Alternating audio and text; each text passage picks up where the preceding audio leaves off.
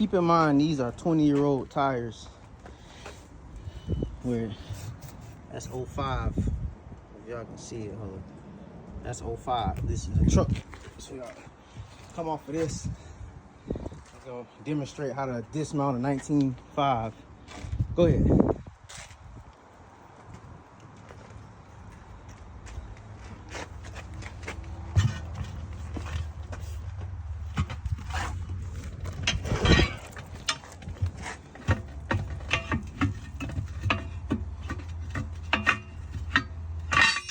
If it wasn't 20 years old, it would have came off easier. It would have just popped off once you hit that X across the bars and push down. It would have came off itself.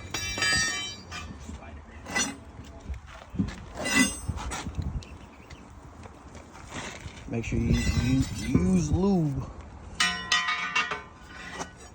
Might have to peel that one off. It might not. Nope. See? Pop right off. Do it again. See how quick this one goes.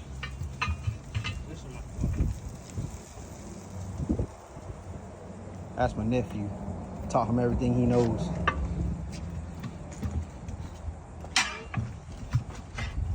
See? See that?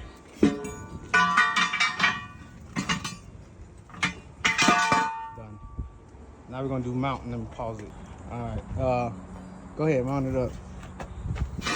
Make sure you lube it. You use lube. If you have vice grips or something, if you're like not as heavy or can't focus your weight, use vice grips. Hold up. Where's? Go ahead. The vice grip to go where his right leg is, so away from where you're primed.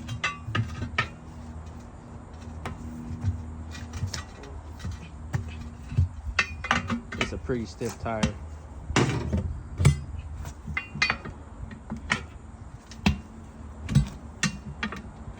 He could have went over all the way with that last bite,